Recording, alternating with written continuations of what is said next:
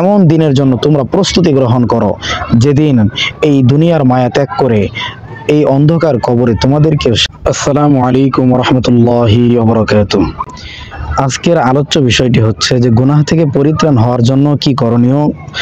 আমরা গত পর্বে যে আলোচনাটি করেছিলাম সেই পর্বে বলা হয়েছিল যে গুনাহ থেকে বাঁচার জন্য একমাত্র কান্নাই হচ্ছে উত্তম মাধ্যম। আজকের আলোচনাটি হচ্ছে দ্বিতীয় পর্ব।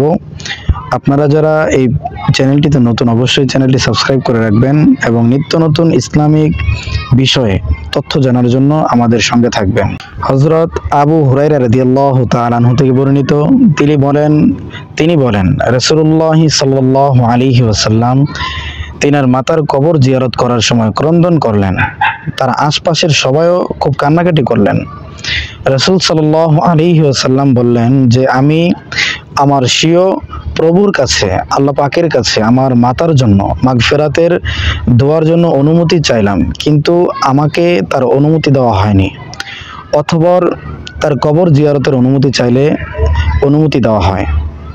তাই তোমরা কবর জিয়ারত করো, কেননা তা তোমাদের মৃত্যুর কথা স্মরণ করিয়ে দিবে। সুনানে আন-নাসাই হাদিস নাম্বার 2034। এজন্য কবর জিয়ারত করা আমাদের জন্য একান্ত জরুরি, অধিক পরিমাণে।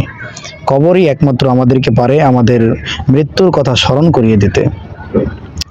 বারা রাদিয়াল্লাহু তাআলা আনহু থেকে বর্ণিত, আমরা রাসূলুল্লাহ সাল্লাল্লাহু আলাইহি ওয়াসাল্লামের সাথে এক জানাজায় উপস্থিত ছিলাম।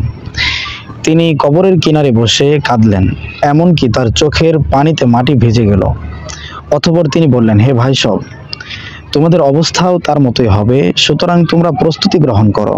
কিসের প্রস্তুতি? এটা আমরা সবাই জানি যে আমাদের সকলকেই কুল্লু নাফসিন যায়িকাতুল মাউত, প্রত্যেক প্রাণীকে মৃত্যুর স্বাদ গ্রহণ করতে হবে। আমাদেরকে মৃত্যুর স্বাদ গ্রহণ করতে হবে। তাহকিক আলবানী হাসান, সুনানে ইবনে মাজাহ হাদিস নাম্বার 4195। বারা বিন আযিব রাদিয়াল্লাহু তাআলা আনহু থেকে বর্ণিত, একদা আমরা রাসূল সাল্লাল্লাহু আলাইহি ওয়াসাল্লামের সাথে ছিলাম। হঠাৎ তিনি একদল লোক দেখতে পেয়ে বললেন, কি ব্যাপার, ওরা কি বিষয় নিয়ে এরকম জমায়েত বসেছে? কেউ বলল, একজনের কবর খোঁড়ার জন্য জমায়েত হয়েছে, যে কবর খনন করা হবে। এই কথা শোনা মাত্রই রাসূল সাল্লাল্লাহু আলাইহি ওয়াসাল্লাম ঘাবড়ে উঠলেন। তিনি তড়িঘড়ি শুরু করে দিলেন।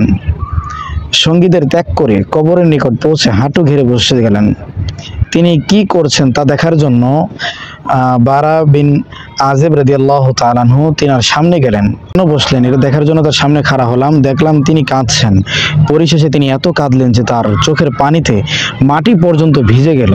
অতঃপর তিনি আমাদের দিকে মুখ তুলে বললেন, হে ভাই সব, হে আমার উম্মতেরা, এমন দিনের জন্য তোমরা প্রস্তুতি গ্রহণ করো যেদিন এই দুনিয়ার মায়া ত্যাগ করে এই অন্ধকার কবরে তোমাদেরকে শায়িত করা হবে, তোমরাও এখানে শুবে। এজন্য আমাদের সকলের উচিত আমরা দুনিয়ার মায়া ত্যাগ করে একমাত্র উপরওয়ালার জন্য আমাদের জীবনকে উৎসর্গ করে দেব। আল্লাহ পাকের জন্য আমাদের জীবনকে আমরা আল্লাহর মতোই করে, যেভাবে আল্লাহ চায়, যেভাবে আল্লাহ সুবহানাহু ওয়া তাআলা আমাদেরকে পাঠিয়েছেন, যে উদ্দেশ্য নিয়ে, আমরা সেই উদ্দেশ্যকে সাকসেস করে দুনিয়া থেকে এমনভাবে বিদায় নিব যেন আল্লাহ পাকের সন্তুষ্টি আমরা পরিপূর্ণভাবে হাসিল করতে পারি। আমাদের নবী করিম সাল্লাল্লাহু আলাইহি ওয়াসাল্লামের সুন্নাহ যেন আমরা ভালোভাবে আঁকড়ে ধরতে পারি। আমরা এরকম নিয়ত করে, এরকম তৈয়ার হয়ে আল্লাহ পাক আমাদেরকে দুনিয়া থেকে বিদায় নেওয়ার তৌফিক দান করুন। ওয়া আখির দাওয়ানা আলহামদুলিল্লাহি রাব্বিল আলামিন।